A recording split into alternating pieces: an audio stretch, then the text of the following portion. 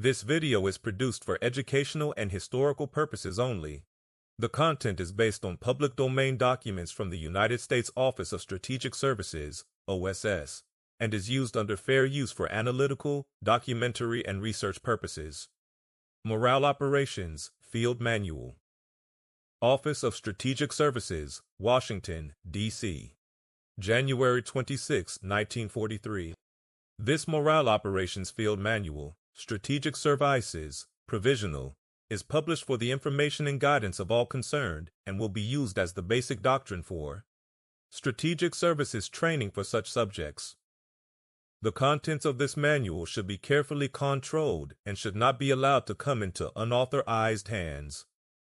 The manual is intended for use of the OSS bases and should not be carried to advanced bases. AR 308-5, pertaining to handling of secret documents, will be complied with in the handling of this manual. William J. Donovan, Director, Section 1, General Provisions. Purpose. The purpose of this manual is A. To present the details of morale operations and their relation to other strategic services activities and OSS objectives, as well as to actual or planned military operations. B. To set forth the general doctrine to be used in the planning and conduct of morale operations. 2. Definition. The term morale operations as considered in this manual includes all measures of subversion other than physical use to create confusion and division, and to undermine the morale and political unity of the enemy through any means operating within or purporting to operate within enemy countries and enemy-occupied or controlled countries, and from bases within other areas, including neutral areas, where action or counteraction may be effective against the enemy. 3. Objectives. The objectives of subversive morale operations are A. Within the enemy's country, to incite and spread dissension, confusion, and disorder, to promote subversive activities against his government by encouraging underground groups, and to depress the morale of his people. B. Within enemy-occupied or controlled territories, to discredit collaborationists, to encourage and assist in the promotion of resistance and revolt against Axis control by the people of these territories, and to raise their morale and will to resist. C. Within other areas best suited to the purpose, to conduct activities which will assist in the accomplishment of the objectives in A and B above. D. Within the enemy armed forces, in all areas, to induce low morale and encourage rebellion. E. Within OSS and theaters, to support and assist other OSS activities, particularly SO and SI, in their respective fields. 4. Implements. A. Authorized. The Morale Operations Branch, in cooperation with other agencies of OSS, will employ the following implements for the accomplishment of the above objectives, and contacts with and manipulation of individuals and underground groups. 2. Agents provocateurs. 3. Bribery and blackmail. 4. Rumors. 5.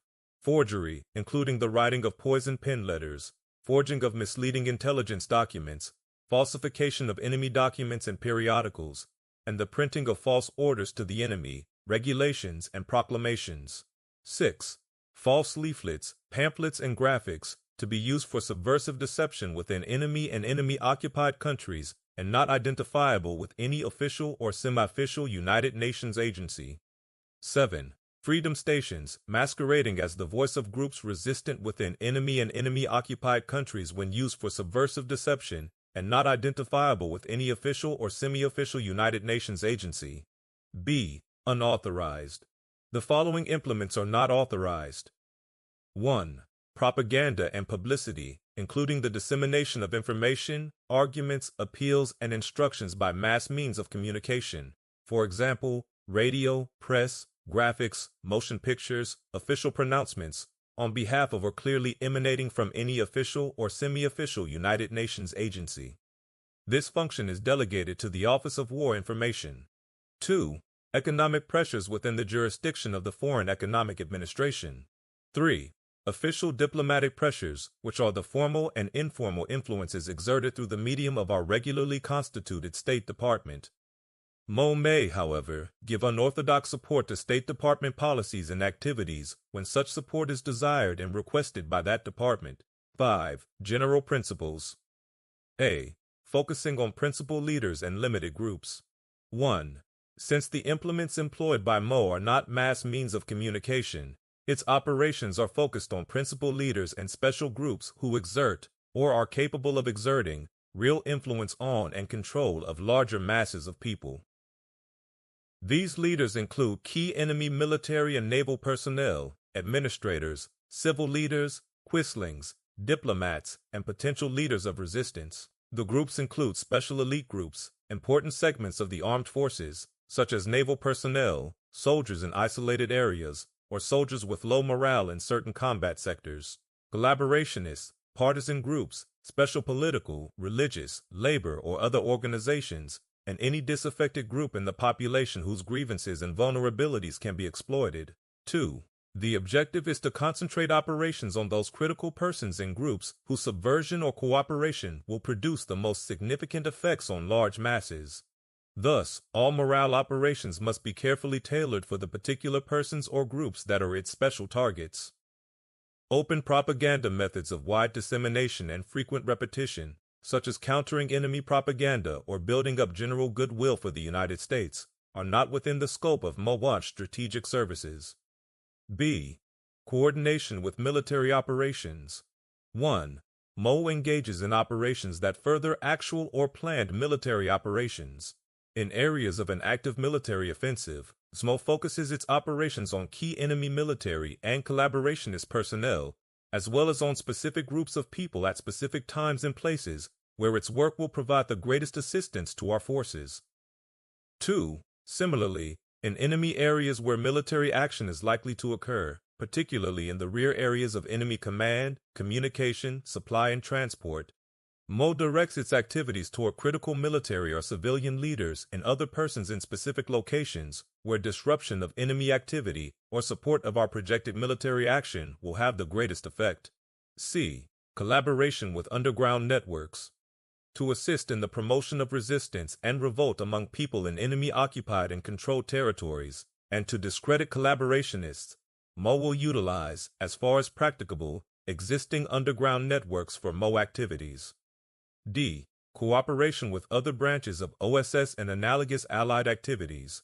MO works in close liaison with SO and SI, as well as with allied networks of operatives and agents, cooperating whenever possible in joint action. MO tasks in particular areas may be carried out by specially trained MO operatives and agents or by other OSS personnel under MO direction as the situation requires. Section 2. Organization. 6. General. The organizations within OSS, Washington and in the field, charged with the conduct of morale operations are the following. A. MO Branch, OSS, Washington, DCB. MO Section, a part of the Strategic Services Field Base within a Theater C. MO Section, a part of the Strategic Services Base within a neutral area. D. Field operating personnel, both within theaters and neutral areas. 7. MO Branch, Washington.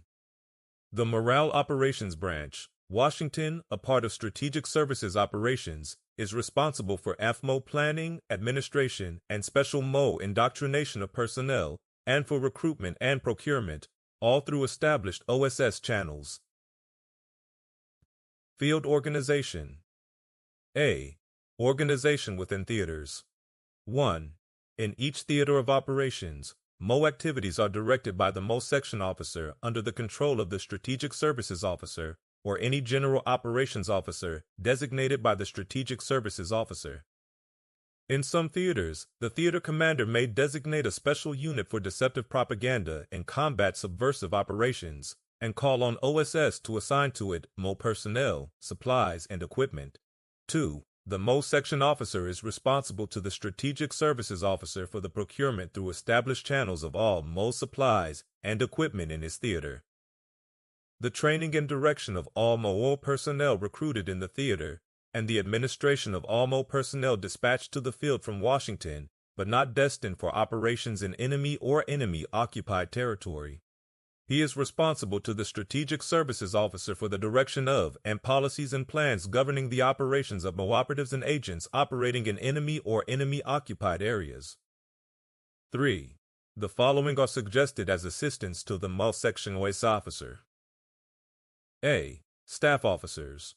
The staff officers are located in the field headquarters and may include the following persons. 1. The deputy section officer is assistant to the section officer and assumes charge in the absence of his superior. 2. Liaison officers maintain active contacts with other branches of OSS and with other U.S. and allied agencies conducting analogous activities. 3. Desk officers are responsible for plans and operations within their respective designated regions.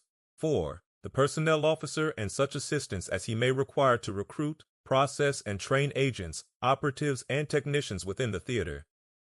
B. Technicians and experts. These will include persons with special training in the use of MOXIE technical instruments as required. C. Field operatives and agents. Field operatives and agents will be procured and utilized for field operations, both at the base and behind enemy lines. B. Organization in neutral countries. 1. In neutral countries, MO personnel will be under the supervision of an MO section chief, who will be under the control of the chief of OSS mission. 2. For reasons of security and to avoid interfering with the local requirements of the State Department, the strength of MO personnel should be kept to the smallest number necessary for the effective execution of approved MO programs. 3. In view of the critical importance of cover in neutral countries, the cover of each authorized person conducting morale operations should be approved in accordance with OSS procedure for cover. Section 3. Selection and Training. 9. Responsibilities. The MO branch is responsible for indicating its requirements for personnel and, subject to OSS regulations, assists the services branches in their selection. It is further responsible for indicating to the schools and training branch the types of special training required for MO personnel. 10. MO branch of OSS, Washington personnel of the MO branch at Washington should have wide and proven experience in the theory and practice of influencing human beings, possessing, if possible, foreign experience and executive and planning ability. The chief of the MO branch arranges for such special training of this staff as is necessary. 11. Field personnel. Requirements for field personnel vary depending upon the duties and functions of the persons in question. In all instances, due regard for security will be observed. The following is an indication of the requirements of each type of MO personnel. A. Field headquarters staff officers. These men should be reliable persons of United States citizenship, having demonstrated proficiency in administrative affairs and the theory and practice of influencing human beings. They should be familiar with the area in which they are to work, but do not necessarily have to have excellent linguistic qualifications. They are not required to enter occupied or enemy territories. B. Experts and technicians. These persons should be individuals, usually of United States citizenship, having the requisite knowledge and skill to service, maintain, and operate the required ATMO implements. C. Field operatives and agents. These men should be reliable persons, not always of United States citizenship. They must possess linguistic qualifications and a detailed knowledge of the people and area in which they work. Normally, they serve in enemy or enemy-occupied territories, but may also be called upon to serve at the base, either within theaters or neutral areas. 12. Training of field personnel. The training of field personnel, both in Washington and in the field, includes the regular strategic services, basic course in secret intelligence, and special operations. In addition, this personnel receives special training in morale operations. This training covers A. Purposes and organization of MO-B. Principles of strategic and tactical planning of MO. Tasks. C. Methods of clandestine reproduction media, for example, freedom stations, false printing. D. Methods of morale subversion. E. Sources and analysis of current intelligence. F. Practice on field problems. Special instruction and training dealing with the area of their activities will be given to all field personnel called upon to operate under cover. Section 4. Coordination of MO field activities with other services. 13. Collaboration in detailed planning. A. Morale operations will be most effective when they are planned as part of common campaigns conducted by various underground services and integrated closely with actual or planned military operations and allied strategy. B. The detailed plans prepared by the MO section officer should therefore be worked out through the closest liaison with OSS, the Allied Underground Services, representatives of native underground groups, and with military and naval representatives. The Strategic Services Officer facilitates, checks, and approves such coordinated plans. C. Where specific military operations are contemplated, particular attention is paid to planning MO tasks in support of them. In addition, tasks that facilitate and complement the work of SO and TORSI are emphasized.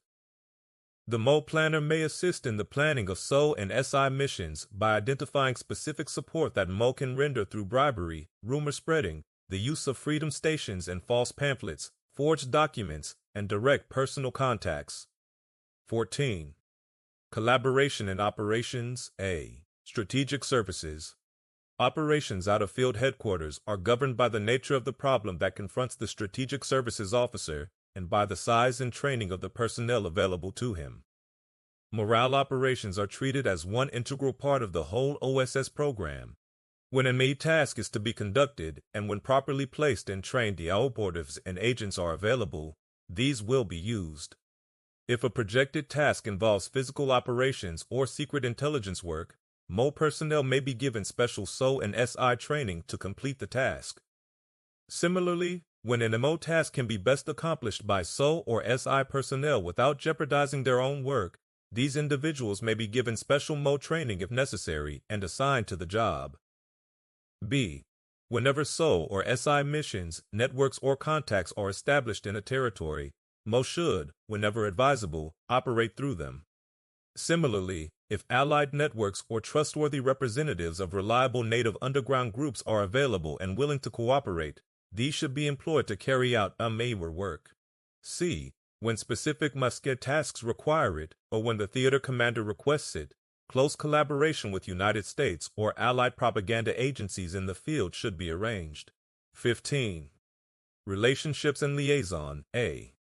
Though MO field activities are under the direction and control of the Strategic Services Officer, the closest relationship between MO Branch Washington and the MO field sections is necessary. Through appropriate channels, the MO section officer will report to Washington on his needs, recommendations, and the progress of his operations.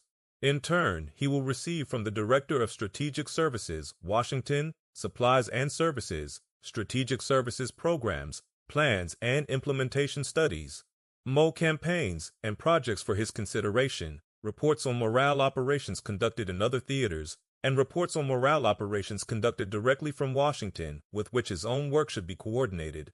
B. Liaison with intelligence services at the base in the field is essential to effective OLTOL field operations.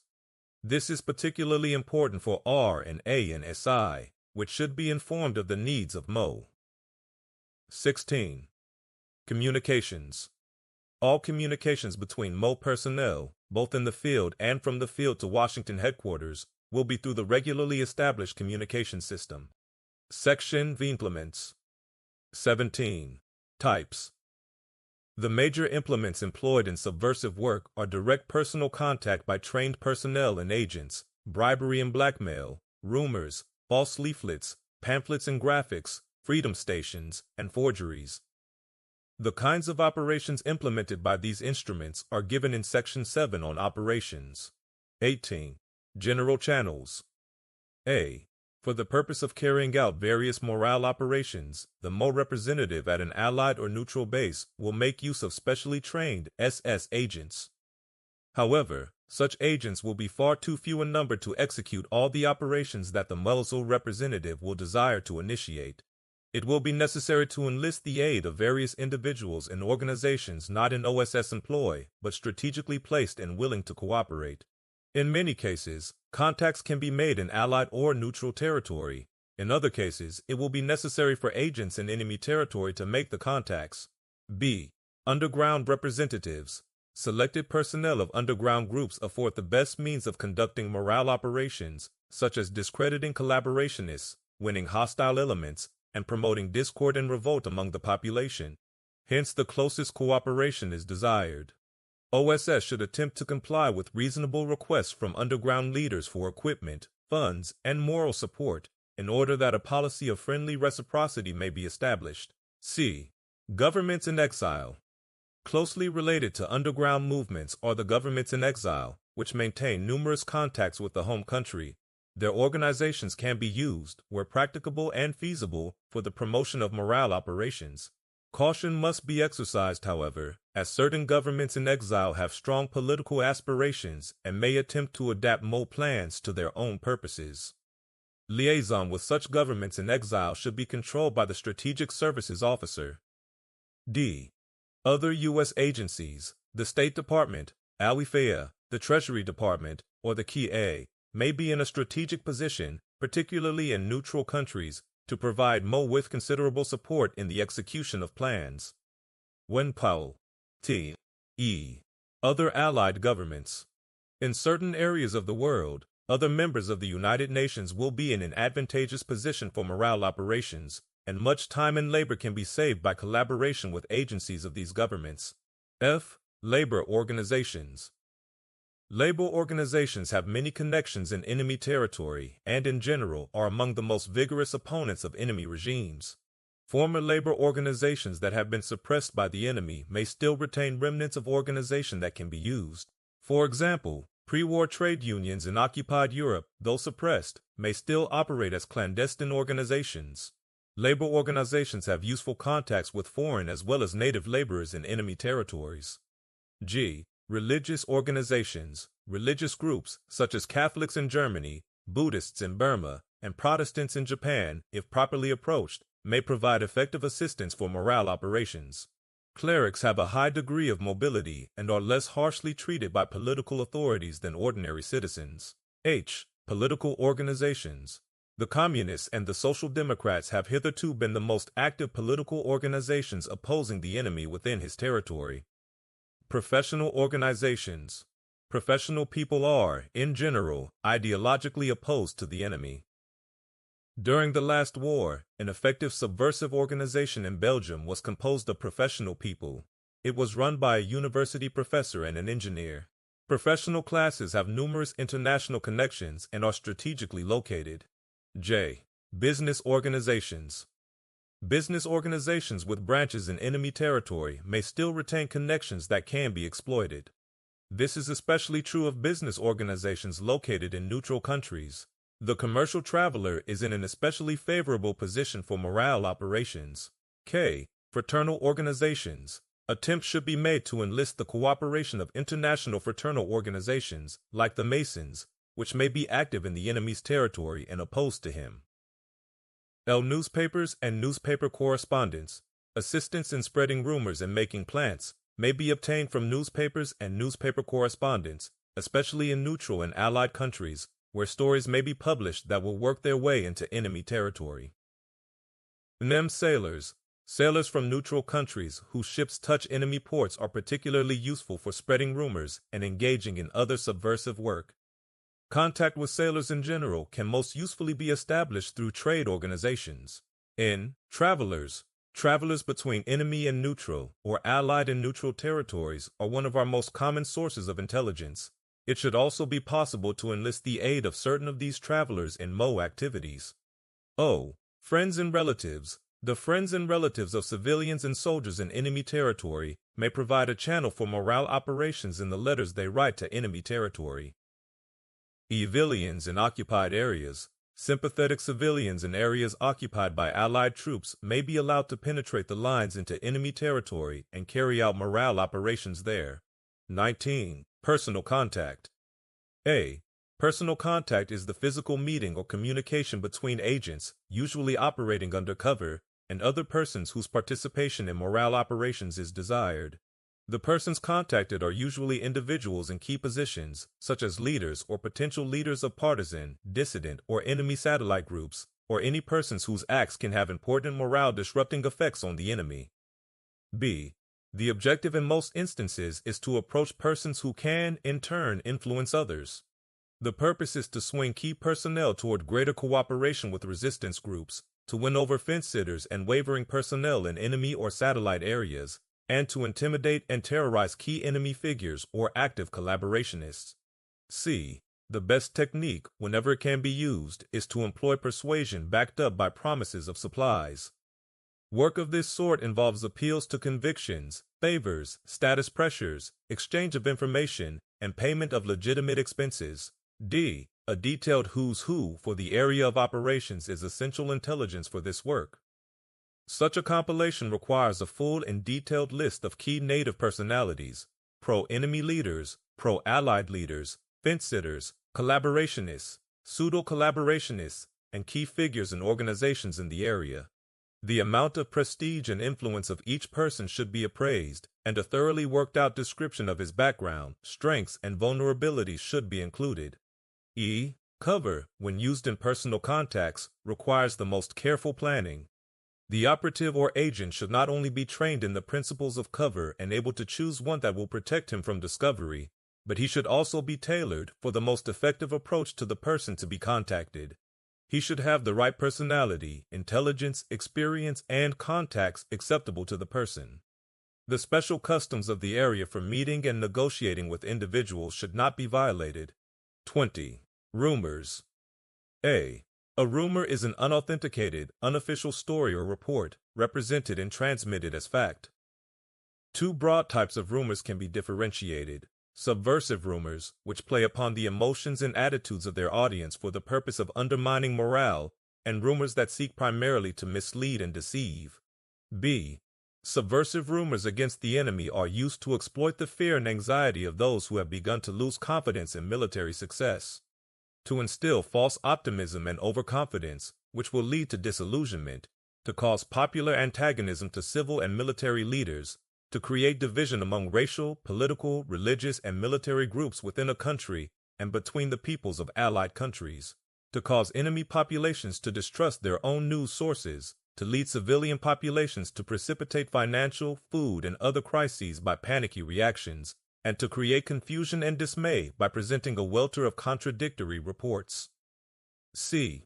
In addition to the above, rumors may be used to cause diversionary or impotent enemy action by revealing false information about our plans and capabilities. D. The degree to which rumors can achieve such results is determined largely by the course of military events. 2. The effectiveness of other allied propaganda media. 3. The effectiveness of enemy propaganda and enemy repressive measures. The emotional state of the audience. 5. The artfulness and suitability of the rumors in terms of the audience's background and information. Rarely can rumors by themselves change basic attitudes. Their function is to confirm suspicions and beliefs already latent, to give sense and direction to fears, resentments, or hopes that have been built up by more materialistic causes, to tip the balance when public opinion is in a precarious state. E. Rumor targets. The following groups are most susceptible to rumors. 1. Groups or classes that have become fearful and anxious about their personal well-being. Rumors should tend to confirm the pessimistic expectations of the group involved. 2. Groups or classes that have become unrealistically overconfident or hopeful. Rumors should focus on information that supports their hopes, which is consistent with information available to them, but will ultimately produce disillusionment. 3. Groups or classes that are suspicious of or hate other groups or leaders. Rumors directed against such groups should focus on information that justifies and increases hostility. 4. Groups or classes whose monotonous, humdrum lives make them particularly susceptible to fantasy, such as men in prisons and army camps. 5. Highly religious groups. 6. Primitive, highly superstitious groups whose naive traditional beliefs can be exploited. 7. Groups with guilty feelings who fear retribution. 8. Special groups that lack information either as a result of censorship, discredited propaganda, physical isolation, or illiteracy. F. Properties of a good rumor. A good rumor is one that will spread widely in a form close to that of the original story. Probably the main factor determining whether it catches on is the degree to which it is adapted to the state of mind of the audience. In addition, successful rumors embody most of the following qualities. 1. Plausibility. A plausible rumor is tied to some known facts, yet incapable of total verification. It may exaggerate, but it stops short of the incredible. It frequently appears as an inside story. 2. Simplicity. A good rumor uses only one central idea as a core. Its basic message is simple and thus easy to remember. Recall. Suitability to task. To summarize opinions or attitudes that are already widely accepted, slogan-type rumors are best. England will fight to the last Frenchman. To introduce information that will help build up new attitudes, however, narrative-type rumors are best. For example, rumors that prove that Hitler is mentally ill. 4. Vividness. Regardless of length or type, rumors that stimulate clear-cut mental pictures with strong emotional content are likely to be most effective. 5. Suggestiveness. The type of rumor that merely hints or suggests something instead of stating it is well adapted to spreading fear and doubt. The listener should always be allowed to formulate his own conclusions. 6. Concreteness. The more concrete and precise a rumor, the less likely it is to become distorted in transmission. G. Using rumor channels. 1. To do an effective job of dissemination, a thorough and systematic survey must first be made of all possible channels. The form and content of a rumor should then be adapted to the particular outlets through which they are to be launched. For example, a rumor to be spread via longshoremen circles might have a bit of pornography as its core. The several channels should be regularly re-examined to determine whether maximum circulation is being achieved. 2. Rumor mongers should be natives of the territory where the rumors are to be spread. For reasons of security, it is important that the rumor monger be discreet. The rumor should be spoken before an innocent but talkative person, for example, barber, bartender, who will unconsciously spread the desired rumor. 3. Rumors can also be initiated by planting material in newspapers, by writing provocative letters containing a purposive message, leaving the letters lying about where people will pick them up when they are alone, by use of denials, and by studied indiscretion. H. Coordination and timing. There are no inflexible rules as to whether rumors should precede or follow up other subversive implements in the execution of a given campaign. Rumors frequently prepare the ground for the later use of subversive pamphlets, for personal recruiting, and for open propaganda broadcasts and leaflets. In other instances, such as following soul demolition, rumors may be used most effectively to exploit and exaggerate results achieved. To catch on, rumors must usually exploit the momentary focus of public interest. Hence, one rule of timing is always applicable. There must be as little time lapse as possible between the provoking event and the launching of the rumor. I. Special uses of rumors in connection with military operations, to be employed only as directed by the theater commander. The most effective way in which rumors can be used in direct connection with military operations is in the creation of panic and confusion among civilian populations and enemy troops. Fright rumors can be used to direct civilian refugees into the path of a fleeing enemy and thus block his retreat. They can be used against enemy forces to induce surrender. Rumors may also be employed to foster or allay guilt, i.e., by attributing violence or atrocities to enemy forces or to our own as the situation may require. Following military action by our forces, they can be used to create fear and anxiety by exaggerating the magnitude of damage done. They have also been used effectively following military action to cause the enemy to release, through refutation, information of value to our intelligence services.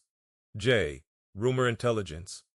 The basis for good rumors is accurate, detailed intelligence. The rumor planner and the rumor operator must keep the closest possible check at all times on the character of the group they are trying to affect, on their traditions, circumstances, sentiments, and interests, and on contemporary happenings and developments. It is essential to have intelligence on what the audience knows and what it does not know, on what it fears and hopes for, on what its morale is at any given time, on what kinds of rumors have caught on in the past in the particular area. In many cases, the most effective rumor policy will be to spread further rumors that have arisen spontaneously in enemy territory. 21. False leaflets, pamphlets, and graphics. A.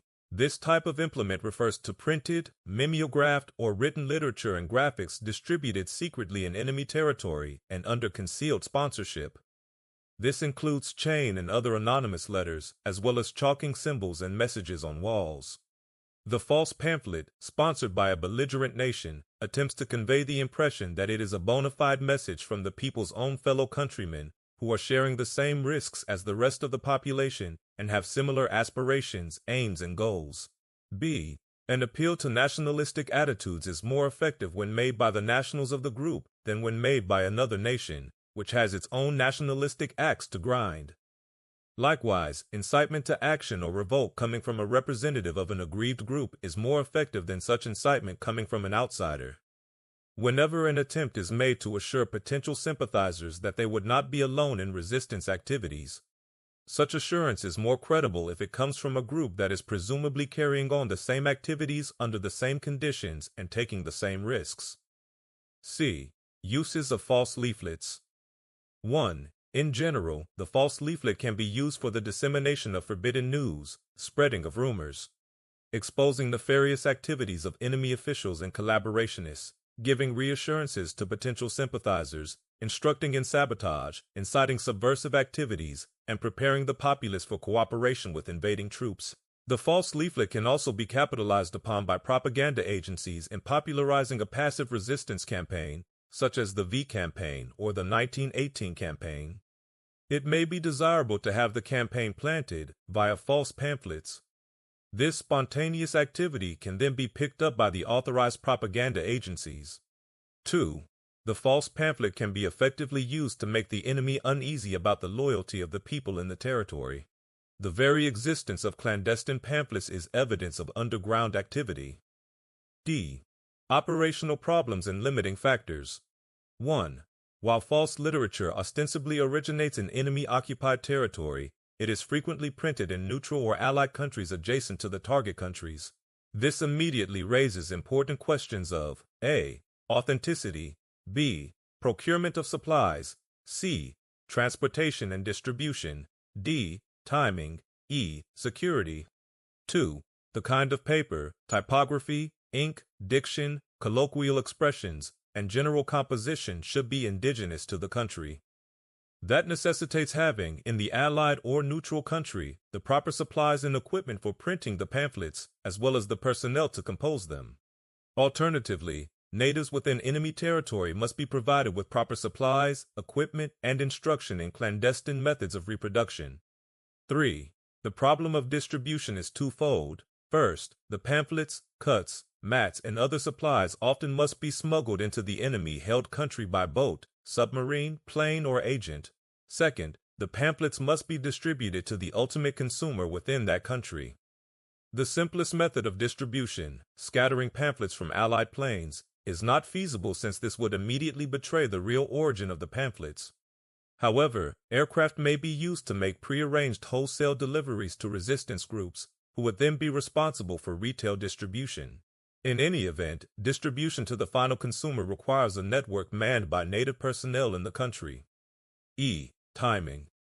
In the case of pamphlets that are printed outside the country, the transportation and distribution process will frequently be slow and dangerous, and considerable time may elapse between the period when a pamphlet is printed and the moment it reaches the intended reader. Therefore, such false leaflets cannot be used to exploit events of immediate and temporary importance. F. Security. 1. Security is an important issue at every stage of the process. Printing, whether done externally or internally, must be kept secret from enemy agents and even from the people to whom the pamphlets are addressed, else the Allied origin would be disclosed. The smuggling of pamphlets or supplies into enemy territory is extremely hazardous and requires careful planning. Finally, the internal distribution of the pamphlets endangers both the distributor and the reader. 2. As a practical security aid, the pamphlet should preferably be small, probably not greater than 6 by 8 inches. This facilitates smuggling and distribution and also protects the recipient by making the pamphlet easier to hide. Not only should the pamphlet be small, but the message itself, whenever possible, should be brief, stressing a single point and suggesting a positive action. 3. It is customary to conceal false pamphlets by using the cover and format of a familiar enemy publication, such as a magazine, newspaper, or timetable, and by inserting them in packaged goods, containers of various sorts, books, magazines, and other pamphlets. Entry.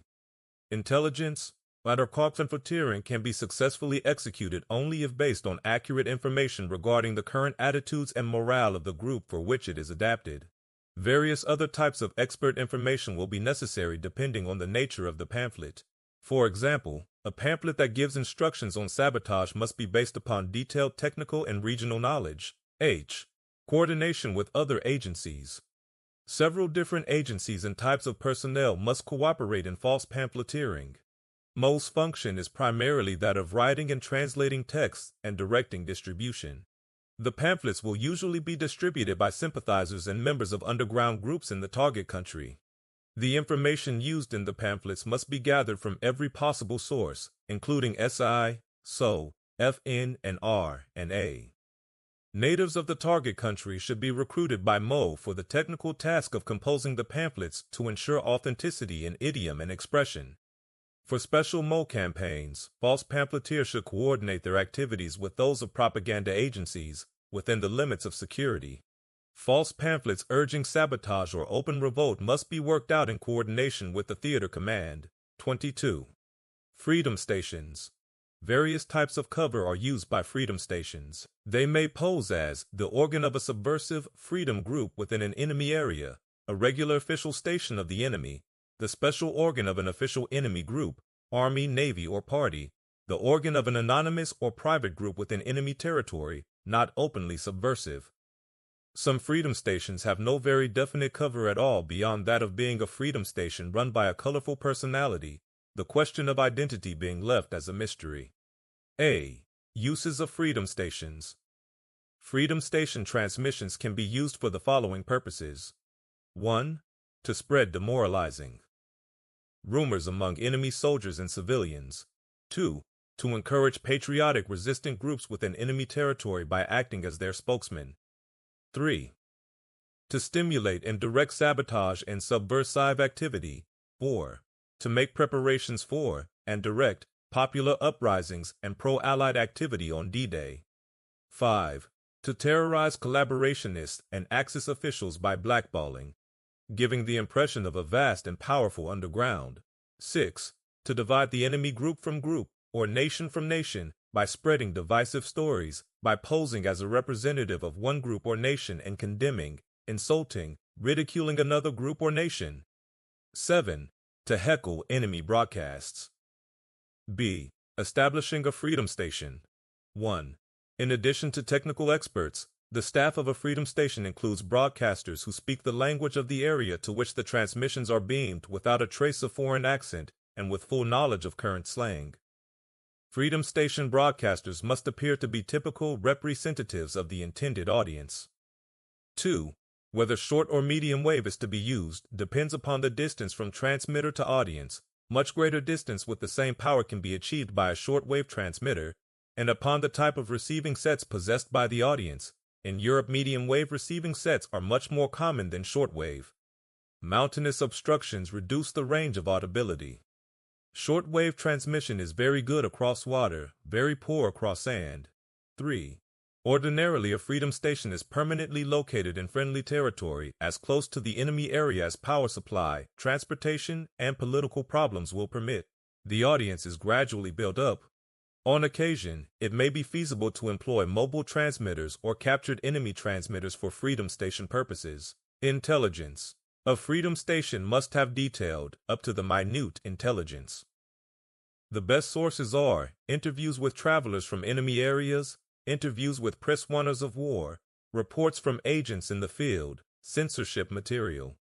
Excellent intelligence is necessary because the clandestine station pretends to be closely identified with its audience and to be broadcasting from within enemy or enemy-occupied territory, and because much of the audience appeal of subversive broadcasts depends upon its ability to reveal intimate intelligence about personalities and local affairs. While unverifiable rumors may be spread on occasion, it is important to hook all broadcast materials onto facts which can be verified by the audience, thereby lending prestige to the medium and making the rumors more credible. D. Audience techniques. Freedom stations employ various techniques to obtain a larger listening audience, such as 1. Emphasizing the very mystery and danger of being a freedom station, changing frequencies suddenly or breaking off transmission and returning at a later period. 2. Providing inside dope, naming names, giving facts in detail, giving the impression of I, witness account. 3. Using slang, vulgarity, and pornography when consistent with cover, giving gossip and dirt, for example, describing the sexual life of prominent enemy officials or their wives. 4. Providing local color through news items, songs. 5. Making special group appeals to youth, women, peasants, workers, Catholics, social democrats. 6. Selecting a domestic enemy or object of hate, individual leader, political, social, or ethnic group, continually attacking him and blaming him for all evils. 7. Predicting military developments. 8. Pretending to have a tremendous following, appearing to address organized groups, comrades. 9. Using catchy titles, symbols, slogans, songs, jokes. 10. Providing news scoops. 11. Playing incidental recorded music which will catch dial twisters. 12. Making broadcasts brief, 10 to 15 minutes, so that the danger to listeners will be minimized and the chances of hearing a particular message maximized. 13. Broadcasting on enemy domestic frequencies during lulls, between programs, and pauses in speeches during air raids, and shortly after enemy radio shut down for the night, thus catching the regular enemy audience.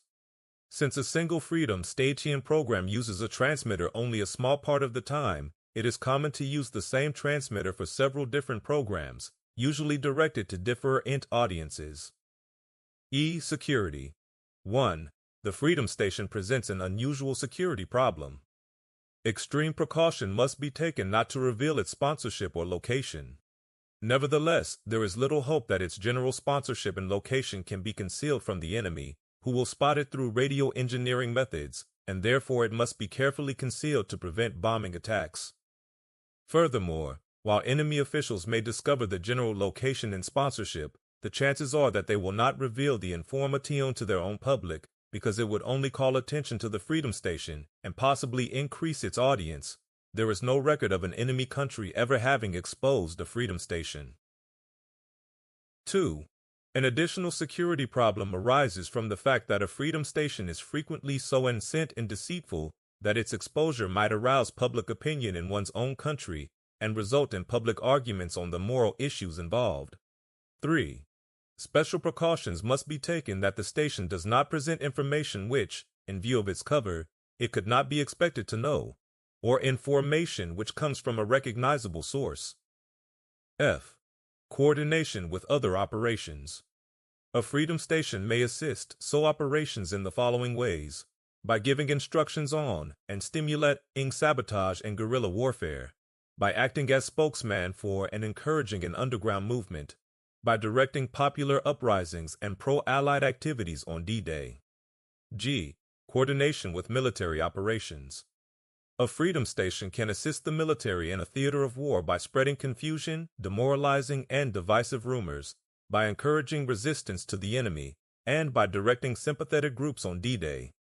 H. Limitations of the Freedom Station.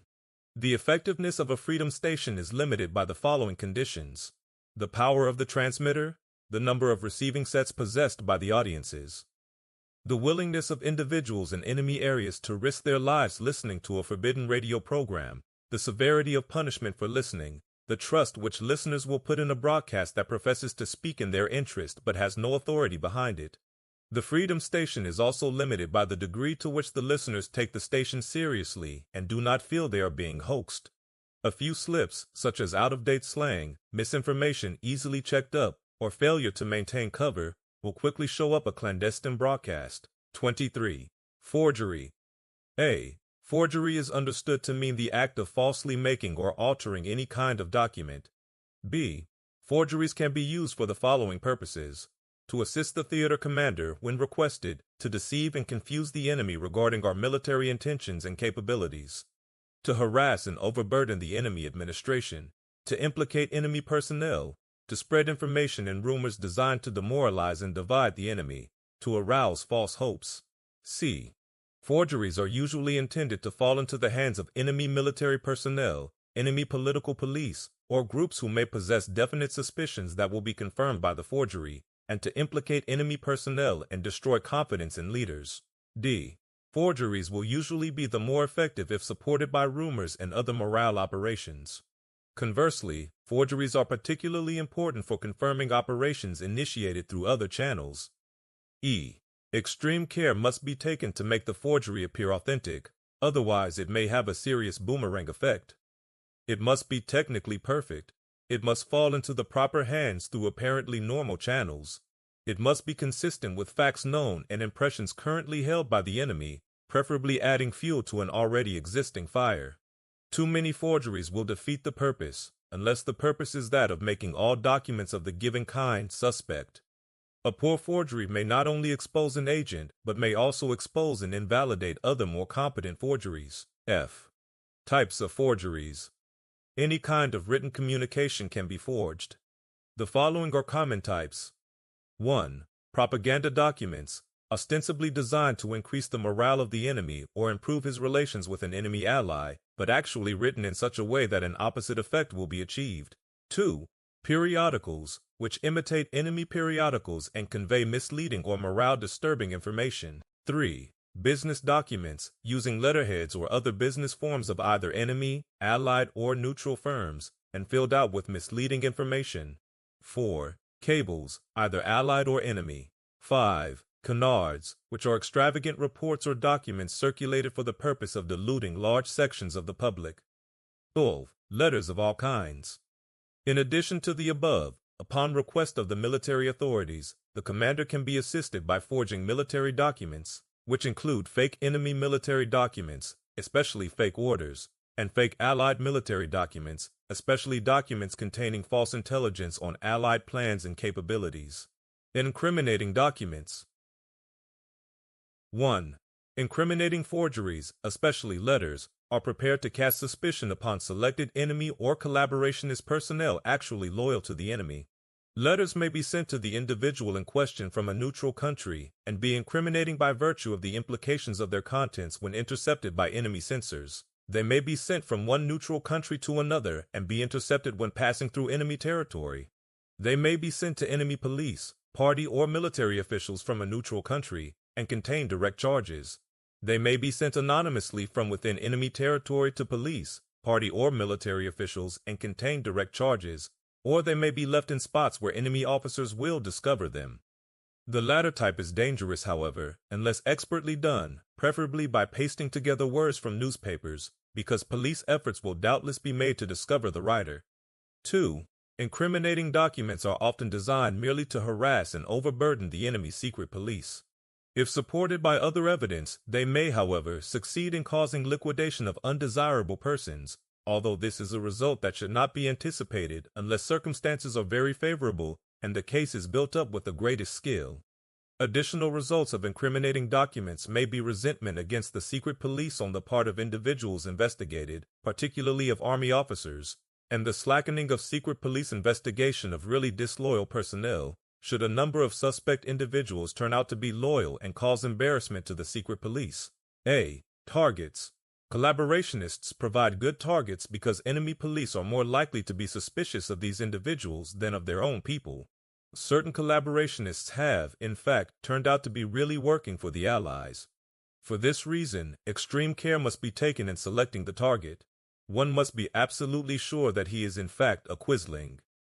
A thorough and accurate intelligence report must therefore be first obtained on each potential target. B. Army or Navy officers are usually good targets in view of the internal discord that would be created by a secret police investigation. C. Officials of enemy allied or satellite nations, usually suspect in the eyes of the enemy, make good targets.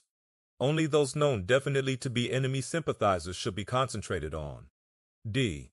If a forged document is directed against a party official, he should ordinarily not be so high in rank that the lower officials will be afraid to do anything about it or will refuse to believe it. E. The incriminating case. The offense charged or implied should be serious enough to be worthy of secret police attention. It should be consistent with the known past of the accused. For example, a man of wealth, particularly one who has often dealt with foreign firms, would be a most suitable person to implicate as having concealed funds in a neutral country. A direct accusation should be accompanied by several correct corroborating circumstances. A mere general charge that X is really not a Quisling but an Allied agent is likely to receive little attention. But a statement of true particulars of X's whereabouts and actions on a certain day on which he is alleged to have acted treasonably will produce action. F. A letter of accusation should be written in the way in which the purported sender would be expected to write. If, for example, it purports to come from an Argentine banker and to acknowledge to a Swiss banker the receipt of funds for the account of a French client, ordinary commercial language should be used. The accusation should not be so subtly concealed that the censor or other intended reader will fail to discover it. A number of incriminating letters accusing different people should not be sent from the same source in the same style, with the same paper. 24. Bribery and blackmail. A. Bribery and blackmail, while in many cases extremely effective, must be used with great caution. Unless done skillfully, they may result in exposure of the operator. This is especially true for bribery, since the art of double-crossing is an ancient one, and the bribed individual is apt to be an unscrupulous person willing to work for either side. B. Bribery and blackmail must be adjusted to the social customs and expectations of the recipient. In some areas of the world, particularly in the East and among some classes of people, bribery is almost as common as tipping in the United States. In other areas and among other classes of people, the mere suggestion of bribery is highly insulting. C. Such individuals as political and military leaders, newspaper editors and reporters, radio broadcasters, heads of business houses, religious, professional and labor leaders, police, petty officials, customs officers, and sentries are the most useful targets of bribery. D. Uses of bribery. 1. In rare instances, bribery may be effective in accomplishing important strategic secret diplomatic acts, especially in enemy satellite countries. See Para, Graph 33e. Typically, bribery is used to aid in carrying out less ambitious operations. Thus, for the purpose of spreading rumors, it may be desirable, especially in neutral areas, to bribe newspaper men or radio announcers to plant the rumors in newspapers or in broadcasts. Bribing of police officials may facilitate the creation of an incident or riot. 2. In some cases, bribery can, by itself, achieve certain objectives. Thus, by judicious bribing of local leaders of various enemy or fence-sitting political, religious, labor, or professional groups, the group may be induced to engage in subversive work, or by selective bribing of such officials, dissension might be created in the rank of the organization. Successful bribery of an enemy or collaborationist official followed by exposure to the enemy authorities can also be used to discredit or neutralize the effectiveness of such officials and create doubt and suspicion of all officials. E. Operation of bribery. 1. It is often desirable for the first service's pure chase to be of a minor character and one not involving great risk on his part. Once the initial bribe has been accepted and evidence of such bribery has been obtained, the demands can become successively greater. Where possible, the reward or bribe should also be of such a nature as to become increasingly indispensable to the recipient. 2. In many cases, money may be less effective than goods or services, particularly in areas where certain goods and services are relatively inaccessible while money is plentiful.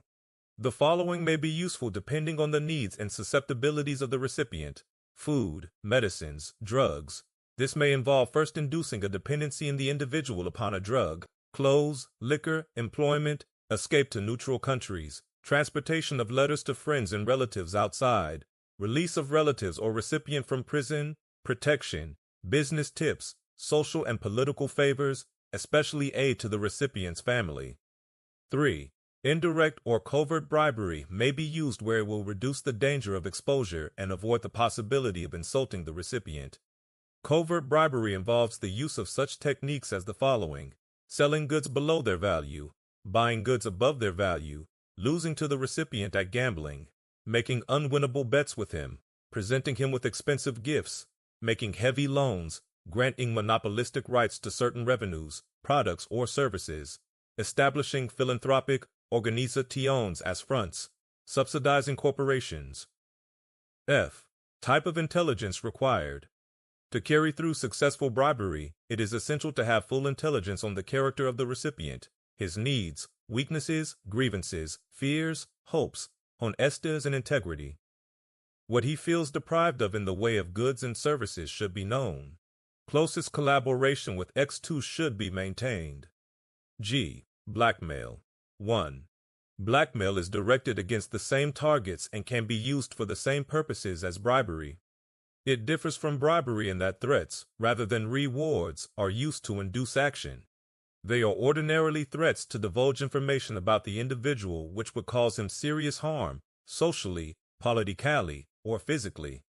This information can be based on acts committed by the individual in the past, acts now being committed, acts which the individual believes he has committed, or acts which he has not in fact committed but for which evidence is planted against him. Threats to reveal infractions of rules, especially military regulations, constitute a good hold on a man. In wartime, regulations are so numerous, complex, and severe that it is difficult for anyone not to break some of them, or to fear one has broken them. 3. Blackmail is often a secondary stage of bribery. After a man has accepted bribes, he is kept in line by threats that his duplicity will be exposed, or both may be used at the same time. 4. The action demanded of the victim should be consonant with the blackmail risk involved.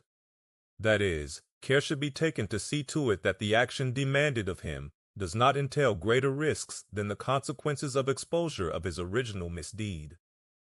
H. Type of intelligence required. 1. Blackmail requires intimate intelligence on the man, his family, his friends, or his associates. Documentary or photographic evidence is valuable. 2. When incriminating information is difficult to secure, or when no such information exists, it may be possible either to create it or to plant it. A study of the individual's character should suggest special vulnerabilities, drugs, alcohol, women, luxury, power, which may be exploited and result in transgressions. If this is not feasible, spurious documents and bits of telltale evidence can be used to build up a case. The latter procedure, however, will be extremely difficult and dangerous. Closest collaboration with X2 should be maintained. I. Coordination with other OSS agencies. Inasmuch as bribery and blackmail are two techniques which will also be used by SO and SI, projected operations should be checked with these branches. Frequently, an individual who has been successfully used by one branch can be used by the other. 25. Coordination of MO channels and implements. A morale operation will be the more effective if several implements are used to carry it out. For example, a rumor or an anti-Axis slogan may be planted in a Freedom Station broadcast. A few days later it may be carried also in a false pamphlet. Through personal persuasion or possibly bribery, a newspaper in a neutral capital picks it up. Evidence, forged, is discovered confirming it. Finally, the propaganda radio picks up the item. B. Certain channels naturally supplement each other. The same appeals can be made by Freedom Station and false pamphlet.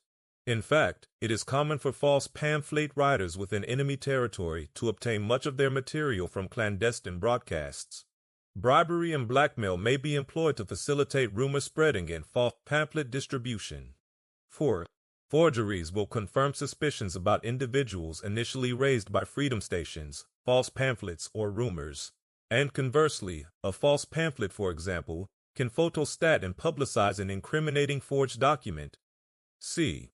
When several implements are used to carry out a project, and when the project is developed through the coordinated use of several implements and channels, the operation is referred to as an arapere campaign. The most important projects should, if possible, be carried out in this fashion. Section by Planning. 26. General. A. Nomenclature. For convenience in planning, the meanings of the following general terms are indicated below.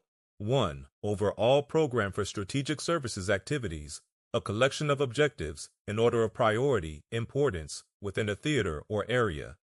2. Objective, a main or controlling goal for accomplishment within a theater or area by strategic services as set forth in an overall program. 3. Special program for strategic services activities, a group of detailed missions assigned to one or more strategic services branches designed to accomplish an objective, having also a general statement of the situation and the general methods of accomplishment. 4. Mission. One or more subsidiary goals set forth in a special program which together result in the accomplishment of an objective and are usually assigned to one strategic services branch. 5. Operational plan. An amplification or elaboration of a special program containing in greater detail the means of carrying out the specified activities. 6. Task. A detailed operation, usually planned in the field, directed toward the accomplishment of a mission. 7. Target. An individual place, establishment, person, or individual which is involved in the accomplishment of a task or result desired. 8. The field. All areas outside of the United States in which strategic services activities take place. 9. Field base. An OSS headquarters in the field, designated by the name of the city in which it is established, for example, OSS Field Base, Cairo. 10. Advanced or sub-base. An additional base established by and responsible to an OSS field base. 11. Operative. An individual employed by and responsible to the OSS and assigned under special programs to field activity.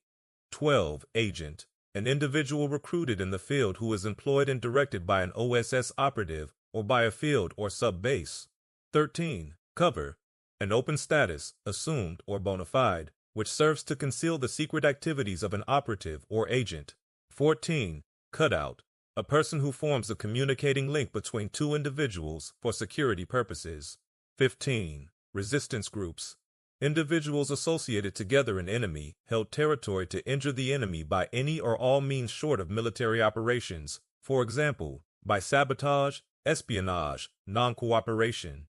16. Guerrillas. An organized band of individuals in enemy-held territory, indefinite as to number, which conducts against the enemy irregular operations, including those of a military or quasi-military nature. B. Strategic tasks. In deciding on the general mode strategy for a given territory, the major subversive tasks most suitable to the situation existing in the area are selected. Below are listed the major tasks which may achieve the MO objectives within the areas cited in Section 1, Paragraph 3. 1. Within the enemy's country. A. Dividing the enemy. B. Inducing panic in the enemy population. C. Strengthening the enemy civilians' desire for peace and raising false hopes. D. Subverting enemy civilian populations during a ground offensive. 2. Within enemy-occupied or controlled territory. A. Promotion of resistance and revolt against the enemy. B. Interfering with the enemy's consolidation and use of an occupied country's capabilities. C. Producing civilian disorder in support of military operations. D. Increasing terror, friction, and demoralization among collaborationists. E. Provoking rebellion or a coup d'état in a satellite country, or inducing its separation from the Axis. 3. Within other areas. A. Establishing admission of a base in a neutral country for operations in enemy and enemy-dominated countries. B. Assisting the chief of the diplomatic mission in special work requested by him. 4. Within the enemy armed forces in all areas. A. Fostering rebelliousness within enemy armed forces. B. Inducing surrender. 5. Within OSS, Washington and theaters. A. Within OSS Washington, over all planning for and servicing of field operations. B. Assistance desired by the theater commander. 27. Basic principles of planning. All plans prepared by MO must be for the purpose of attaining the purpose of the overall program for a given theater or area and of the special MO programs pertaining thereto. In such implementation, the following general principles should be observed. A. Suitable objectives. Successful planning and execution of MO tasks require that specific MO objectives be clearly delineated. These objectives are those which, when fully achieved, produce the most damaging morale-disrupting effects on the enemy. B. Feasibility. Only those MO tasks are planned in which all the operations required to accomplish the objectives are practical of execution with the means OSS possesses or can reasonably expect to obtain from the theater commander and other cooperating agencies or media. C. Acceptability. All subversive operations should lie within the scope of MO policy as authorized and should justify the costs involved. Since MO activities by their nature are deceptive and not attributable to any official or semi-official United States or United Nations agency, morale operations need not conform to public statements of policy. However, they should be so planned and executed as not to jeopardize United States state of war policy. D. Offensive in general. MO tasks should consist of aggressive, determined, continuous, and unrelieved action against the enemy. E. Timing and placing. The military, and especially the political and social situation in which the task is to be carried out, should be carefully studied and the subversive action planned for the exact time when and place where its total effect will be greatest. 28. Overall MO plans. All subversive operations in a given territory should be in conformity with an objective and a special program. MO should prepare MO plans for the implementation of these special programs, and although no rigid form is necessary for such a plan, the MO section of it should, in conformity with the basic principles listed above, contain the following. A. A brief statement of the missions in the special programs that OL is charged to accomplish. B. A succinct survey of the situation, including only data that has direct bearing on the IMO tasks, which will carry out the stated missions. This survey would normally include summaries of the military situation, of the capabilities of the enemy, and of the capabilities of MO and its cooperating agencies and media. C. A listing of the proposed tasks or courses of action which will achieve the stated missions. If necessary, order of priority should be given, and any timing or placing requirements. The cooperative relation of these tasks to military operations, to other strategic services operations, to subversive strategic plans of allied partners, and, when relevant, to MO plans in other territories and theaters should be shown. It is to be assumed that all the tasks have been checked for acceptability, but if any question is to be anticipated, a statement clearing up the matter should be included. D. A statement of requirements for the projected tasks, including an indication that arrangements for carrying out all the necessary operations have been made. E. If necessary, a statement of any important contingencies that may seriously alter the plan and how these contingencies will be met. 29. Tactical principles. A. Tactics are the particular morale operations necessary to carry out the general tasks laid down in the overall MO basic plan. Operational planning requires decisions on what specific tasks are to be engaged in, precisely when and where the job is to be done, what specific operatives, agents, collaborating persons are to be employed, what particular persons or groups are the objects of subversive action, and what implements are necessary. B. Originality. Knowledge of the situation, enterprise, and practical judgment determine good tactics. Nevertheless, specific courses of subversive action are always more effective if governed by a few simple principles. If these are ignored, results are often ineffective or wasteful, if not disastrous. C. The principles of strategy apply equally to tactics, those of object, offensive, timing and placing, feasibility, and acceptability. In addition, there are a few principles dealing specifically with subversive tactics. D. Most work of this kind involves inducing individuals or special groups to think, feel, and finally to act, wittingly or unwittingly, willingly or unwillingly, in a desired manner. To get them to act requires inciting them to act by so capitalizing on strong desires and emotions that they see and feel real personal or group advantages in acting, despite the personal danger involved, and presenting the lines of action in the proper way so they know clearly what should be done and find it within their means to do it. Getting people to act is not entirely a matter of intuition. A few broad principles are known to practitioners. 1. Simplicity. Proposed ideas or actions should be simple and clear and be presented in a form easy to remember. 2. Plausibility and feasibility. Proposed ideas or actions should be within the understanding of the persons or groups approached, and the desired work should be action they feel or are led to feel they can actually carry out. 3. Suggestion, especially in deception.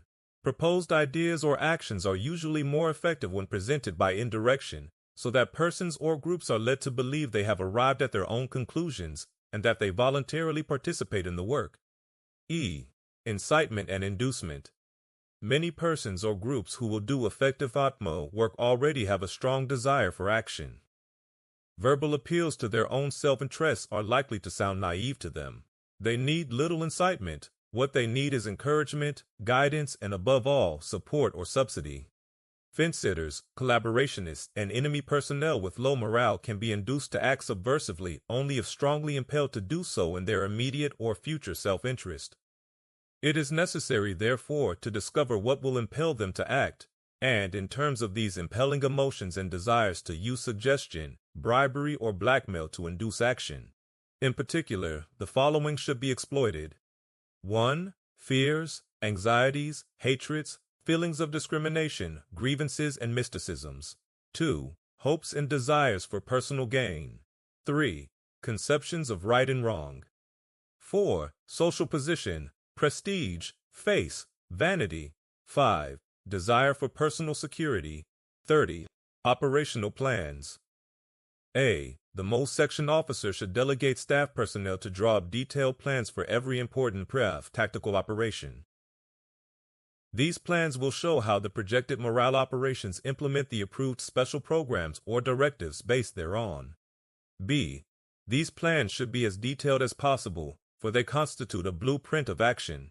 They should be written in order to ensure that all important details have been considered, to facilitate conferring with collaborating personnel who are directly involved in the operations, to permit approval by the Strategic Services Officer, and to provide for the briefing of operatives and agents who will put the plan into effect.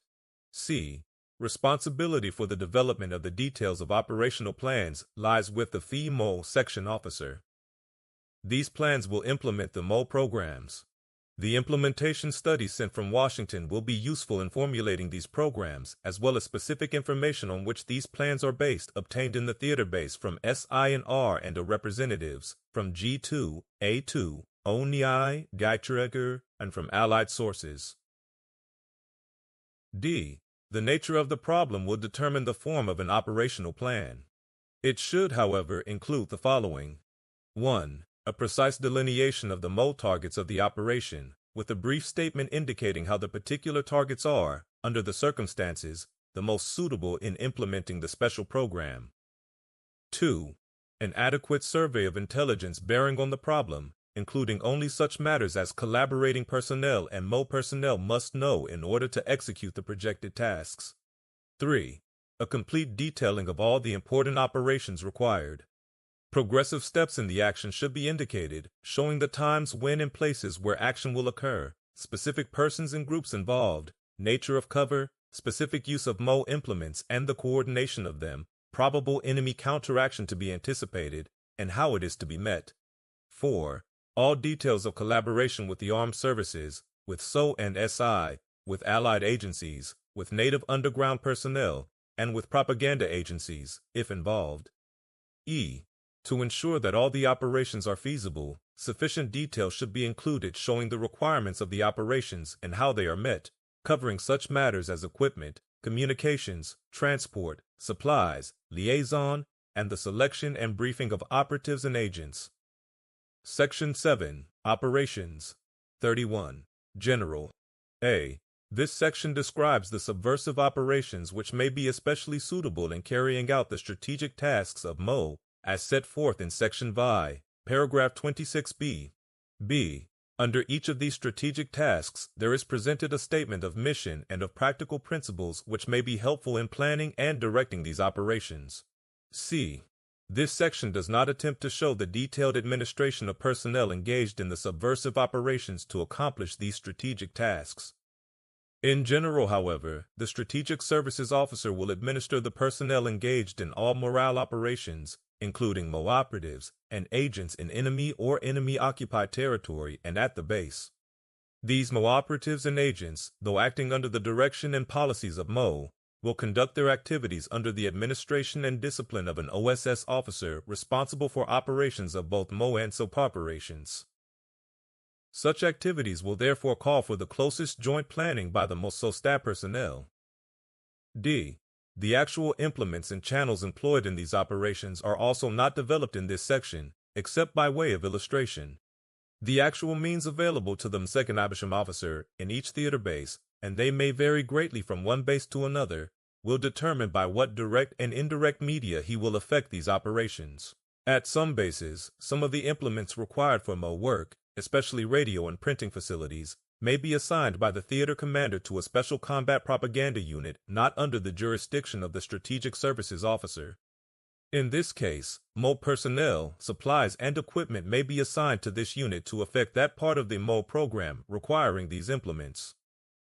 For effective action in this situation, the closest collaboration between the section officer and the officer in charge of this special unit is necessary. 32. Within the enemy's country. A. Dividing the enemy. 1. The mission is to destroy unity among enemy groups and people by alienating group from group, people from leaders, and nation from nation. A divided home front and a split between enemy nationals are major factors in enemy collapse. 2.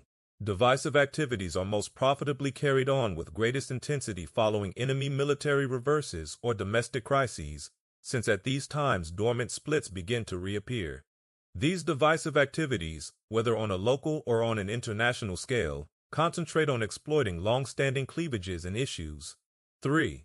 The following activities serve to divide group from group, launching subversive radio, press, or rumor programs which attack one group, for example, the Army, but do not attack and may even defend another group, for example, the Party, planting evidence of treason on political or military leaders by such means as sending compromising decipherable messages by radio or telegraph, having the individual in question receive especially favorable mention in clandestine leaflets which will be picked up by the police, arranging leaks in neutral countries by diplomatic personnel revealing that selected individuals can be depended upon, spreading evidence to show that big industrialists are profiteering, spreading rumors that army divisions drawn from politically difficult areas are being sent to the most dangerous fronts, spreading rumors that more members of a given group or class have surrendered or deserted to Allied forces than others.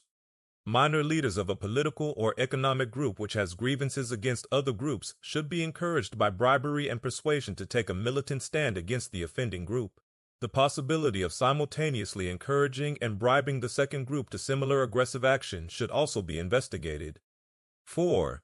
Tactics that divide people from leaders are spreading rumors that leaders are protecting their future by buying securities and durable goods in neutral countries, arranging for agents actually to purchase money, jewels, or precious works of art in a neutral capital, then letting it leak that these are being bought for prominent leaders, introducing into the enemy country picture postal cards of famous castles, villas, and in the descriptive paragraph including such sentences as, "The recently purchased villa in Sweden of Herr von Ribbentrop is very similar in architectural design to this beautiful building," spreading subversive songs, jokes, cartoons, which attack the government, sending tips to the secret police of alleged hoarding and black market operations, circulating reports that deplore or commend the brilliance of methods by which the sons and relatives of officials are avoiding the draft, getting easy jobs, buying restricted food.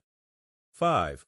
Where authentic evidence is available that some leaders are engaged in one or more of the illegal actions described above, opportunities should be put in their way for expanding these activities, to be followed by exposure or blackmail. 6. To divide nation from nation, the following activities are effective: exploiting incidents in which friction occurs between Axis soldiers from different countries, provoking fights and brawls wherever different Axis nationals come together, circulating reports that the reason for moving prisoners of war from one camp to another is enmity between the nationals, circulating rumors and reports of all cases in which forces of the stronger Axis countries desert the troops of the weaker Axis members, circulating statistics of disproportionate casualties of the different nationals when troops of one country are quartered in another Axis area, exploiting all social problems, especially sexual, which inevitably arise, increase of juvenile delinquency, adultery, pregnancy, venereal diseases, circulating in one enemy country political statements, jokes and satires derogatory to it which are ascribed to the nationals of the other. B. Inducing panic in enemy populations. 1. The mission is to augment feelings of insecurity, anxiety, and panic in enemy civilian population. Such a program is especially desirable just before a military offensive. But even when a battle is not imminent, neurotic anxiety adds greatly to the political and administrative problems of the enemy. Further, the mental state of the civilians at home inevitably is communicated to men at the front through letters or via soldiers returning from furloughs, and thus a panicky civilian population helps to demoralize soldiers in combat zones. 2. Operations are preferred which augment normal fright reactions to war events, such as inducing sympathizers to scream hysterically in factories and shelters during air raids or upon the publication of casualty lists, distributing small clandestine leaflets purporting to tell how to avoid alleged horrible consequences of incessant bombings, insanity and feeble-mindedness, stunting of growth, various nervous disorders, sexual impotency or frigidity, sterility, miscarriage, deafness, blindness, spreading information on the methods of avoiding these terrible effects, say, by recommending going to a doctor within 24 hours after a bombing for examination, whether the person appears injured or not. 3.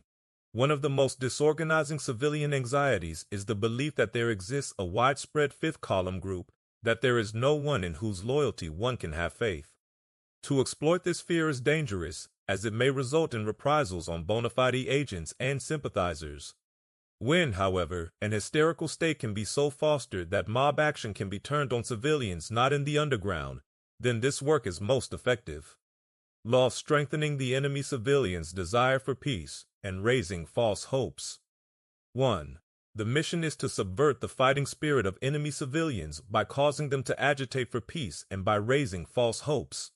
Any degree of success not only adds to the crippling of enemy civilian war work, but communicates poor morale to the fighting forces. 2. Enemy civilians who are susceptible to peace stimuli can be divided into two general categories. A. Those who are resistant to the regime and who use pacifist propaganda as a cover to excuse their activities and protect them from charges of treason. B. Those who are loyal to the regime but sincerely desire peace. 3. To exploit both these groups, clandestine agitation for peace should be kept on a lofty plane. It should not be complicated by tirades against enemy leaders. It should not be suspect as originating outside the country. Peace is urged as a desirable end in itself. 4. Two major lines of action may be employed: playing up the horrors of war and exploiting the pacifistic or religious attitudes of the civilians. 5. For the horror approach, subversive pictures, for example, may be circulated of burned and mutilated soldiers, asking, "Will your son or husband be next? Save him from this by demanding peace." These pictures should be distributed ostensibly, say, by a peace society made of enemy underground nationals. The maimed and crippled may be encouraged to display themselves in public as much as possible. A rumor may be spread that a certain shrine in a large city has miraculously cured war injured. All war injured are encouraged to make pilgrimages to that shrine. 6. Religious pacifism is exploited by suggestion. For example, numerous small crosses may be distributed with the single word, peace, written thereon. A rumor may be spread that because of the appearance of a certain saint who also appeared shortly after the end of the last war, thousands of women are now praying for peace at noon every day, that being the hour designated by the saint. Reports may be circulated that certain women who have prayed for peace at a certain shrine in a large city have miraculously been spared death in the family. 7. Desire and action for peace will be increased if enemy civilians are made to believe that there is real evidence that peace is within immediate reach. It is important that such evidences be confined to enemy territory. For example, reports may be circulated that engineers are already planning the conversion of enemy factories to peacetime production. 8. When the object of circulating evidence of peace is the raising of false hopes, it is necessary that the hopes raised be proved in due course to be actually false. The natural course of events may provide such proof. However, it is best to plan for the pricking of the bubble whenever possible. This may be accomplished in two ways. A. By circulating the evidences of peace at an appropriate interval before the occurrence of an actual event, secretly known to OSS, which will prove the first reports of peace to be false. B. By following the first evidences of peace after an appropriate interval by new evidence, which proves the first reports to be untrue. D. Subverting enemy civilian populations during a ground offensive. 1. The mission is twofold. First, during offensive action in enemy home territory, to create such confusion and panic among civilians as will disrupt enemy military action and demoralize his troops, and second, to invite cooperation of war-weary civilians with our own invading forces so as to decrease our own military problems. 2. Demoralization and terrorization attacks on civilian populations in enemy countries can, if not immediately followed through by military conquest, have the unintended effect of consolidating the group, improving its morale, and making it more determined than ever. Therefore, all-out terroristic operations should be carried out in areas that comprise the immediate objective of our armed forces. 3. When the proper time and place have been determined, sympathizers and agents may be instructed to create false air raid alarms, start street fighting and riots, spread rumors that the town will be utterly destroyed by bombings, that Allied paratroopers have already landed in certain sections of the town, that enemy forces at one point have been utterly destroyed, that the enemy military, at times when their retreat seems imminent, have planted mines in all the city streets, have polluted the water supply. 4. At this time, a bribed police force is of particular value for augmenting or for not interfering with such disorders as may occur. Further, at this time the police force is particularly susceptible to bribery and subversion, since the police force knows it must remain in the town after the enemy troops have evacuated it, and will therefore be ready to be persuaded to change sides. 5.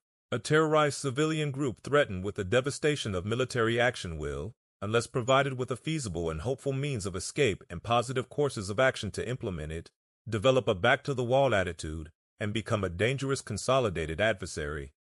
All feasible subversive means of providing hope should therefore be employed. For example, reports of fair treatment which other enemy civilians have received at the hands of our forces may be circulated. Specific methods of signifying capitulation should be clandestinely circulated, such as staying indoors, displaying signs, flags, reporting hidden stores. 6. Frequently, during ground operations directed against an inhabited point, terrorization can be employed to exploit the tendency of the population to flee from such towns or cities.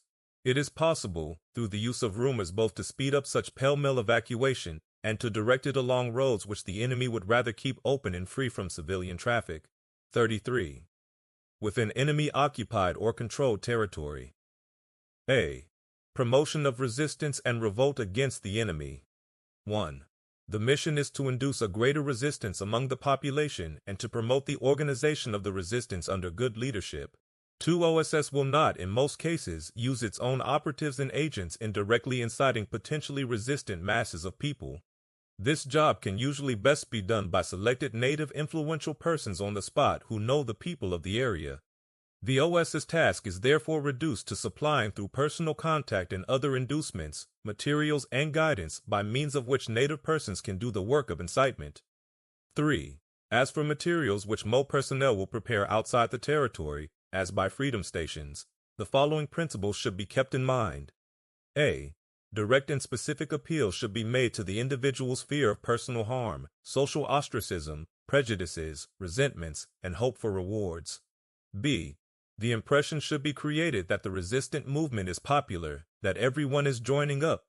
Special signs, symbols, songs, etc. are issued. C. Since actual participation in a movement, doing something, tends to increase the feeling of personal identification with the cause of the movement, acts that every member of a resistant group can carry out should be urged, within limits of personal security. The simplest act, the smallest child, should not be neglected. Simple instructional leaflets or talks on freedom stations covering methods of simple sabotage may be effective. D. The important contribution of each act, especially the minor, undetectable, subtle kinds of sabotage, should be emphasized. How these acts divert troops, supplies, and officers, how they harass the enemy, how they slow down production or lift the morale of other resisting groups. E. The feeling of success increases the people's willingness to continue subversive work. Therefore, all clandestine and cooperating white means may be used to circulate reports and rumors of successful activities, especial care being taken, of course, to protect the people from reprisals. F. The personal safety of the citizen saboteur should be safeguarded. Instruction should be given on methods of making sabotage appear to be accidental or the result of natural causes. B. Interfering with the enemy's consolidation and use of an occupied country's capabilities. 1. The mission is to hamper the enemy's efforts to exploit the industrial and civilian administration of an occupied country and to harass enemy government administration. Success in this work pins down enemy troops in troublesome areas and upsets enemy calculations concerning supplies based upon expected production. In addition, augmenting the normal problems of civilian administration will produce irritation, confusion, and inefficiency in enemy or collaborationist administration. 2. The technique most suitable for this work is that of fostering simple sabotage by the populace. Simple sabotage refers to inconspicuous acts which destroy enemy targets or obstruct enemy production, administration, and political consolidation. In contrast to major sabotage, simple sabotage is performed without the use of specially prepared tools or equipment. It is executed by an ordinary citizen who acts individually and without necessarily any active connection with an organized subversive group, and it is carried out in such a way as to involve a minimum danger of injury, detection, and reprisal. 3. Simple sabotage may consist of a. Physical destruction of equipment and installations, or b. Functional interference with operations. Detailed treatment of this subject will be covered in a Strategic Services Field Manual. C. Producing civilian disorder in support of military operations. 1. The mission is to deceive the enemy commander so that he may make false moves based upon incorrect estimates of civilian resistance. Inducing the enemy command erroneously to anticipate large civilian uprisings pins down enemy troops in such areas and assists our armed services if they wish such a diversion. On the other hand, successfully inducing the enemy command to believe that civilian spirit is low and that extra military precautions are unnecessary permits OSS and the armed services to operate with less enemy interference. 2. Strategic and tactical planning at the highest military echelon is required in this work in order to assist the theater commander in his military program. The success of this work furthermore requires the closest collaboration with the underground. 3.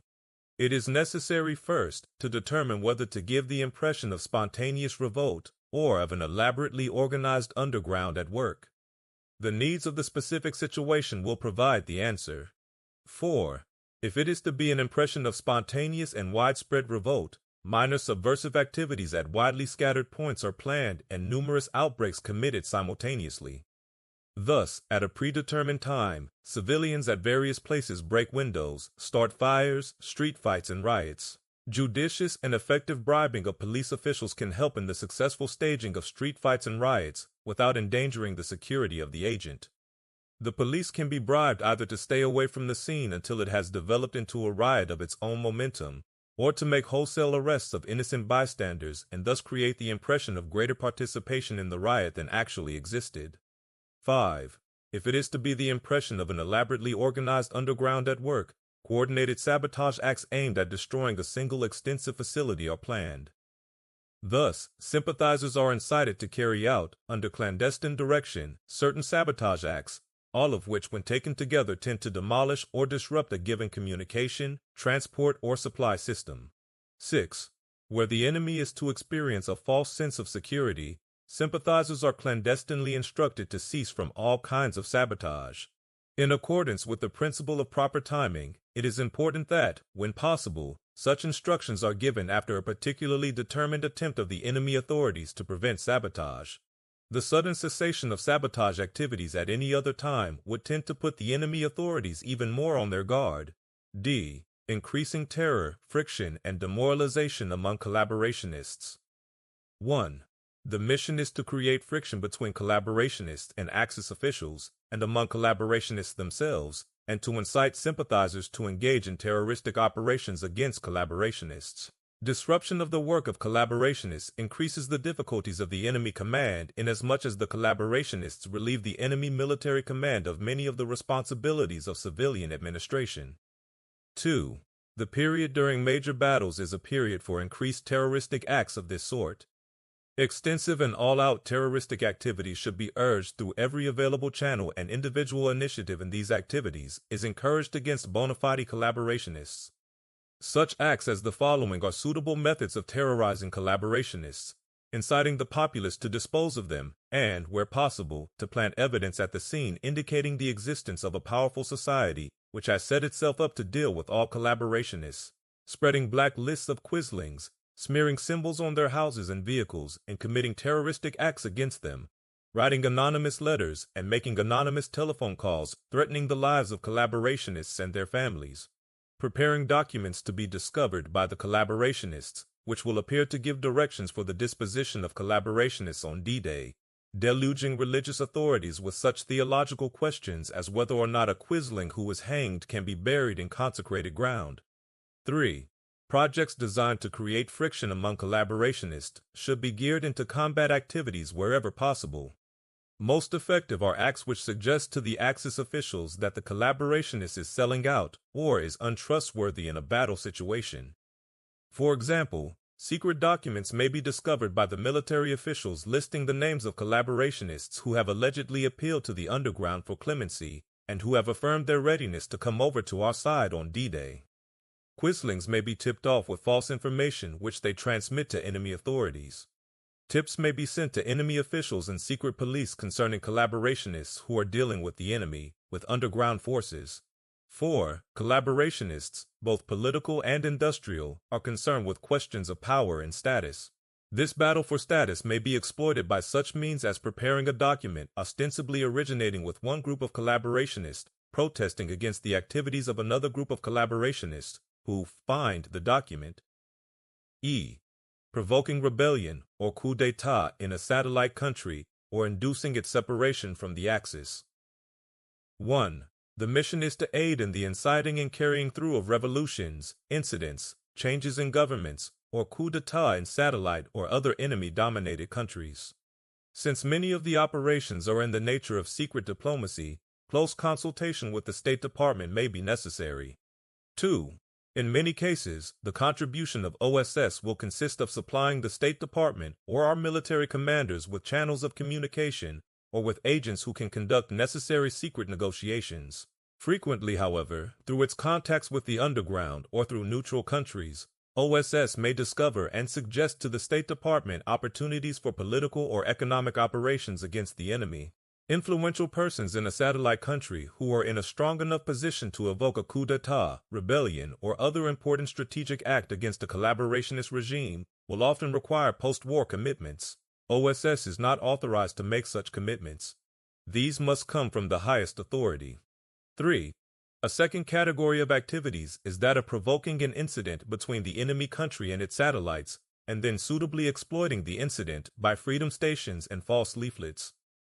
In the provoking of an incident, the agent provocateur usually plays an important role. For example, such an agent who has succeeded in establishing himself as an enemy official can be tactlessly or ruthlessly carrying out administrative orders, increase the antagonism of the people of the country against the enemy government. The agent who has penetrated a pro-Axis political group in a satellite country can incite other members to militant action or to ill-considered policies and thus help create incidents which will discredit the pro-Axis group, or which will call for retaliatory action from opposition groups.